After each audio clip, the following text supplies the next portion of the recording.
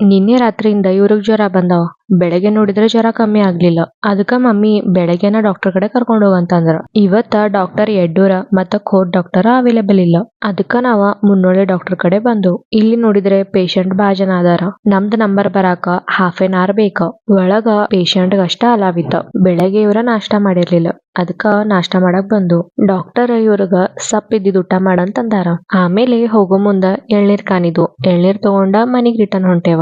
Doctor ತನ್ ಕಡೆದ ಅಷ್ಟ tablet ಕೊಟ್ಟಿದ್ದ ತಗೊಂತಂದಿದ್ರ. ಅದಕ್ಕ ನಾವ ಬ್ಯಾರೆ ಟ್ಯಾಬ್ಲೆಟ್ ತಗೊಂಡಿದ್ದಿರ್ಲಿಲ್ಲ. ನಾನ ಮಮ್ಮಿ ಮಾರ್ಕೆಟ್ ಬಂದು ಅವಾಗ ಟ್ಯಾಬ್ಲೆಟ್ಸ್ ತಗೊಂಡು. ಈ बिसल ನೋಡಿ ನನಗಂತೂ ಎಲ್ಲೋ होकाक मनस आगवालत. नंतरला घरी जाऊन अहोनला पण आणि आमानला पण झाला म्हणून खिचडी केली. काल घेऊन आलेलं कुल्फी असंच होतं. मग हे बघून कुठंतरी खातील म्हणून मीच खाऊन सोडले त्याला. नंतर आम्ही इंस्टामार्टवर ऑफर असलेला बघून बिस्किट्स ऑर्डर केलं. मग इव्हनिंग हे तिघं पण बाहेर होते. मग ह्यांच्यासोबत टाइमपास करत होतो. नंतर आम्ही थोड्या वेळानं छोरी 2 मूवी बघत बसलो.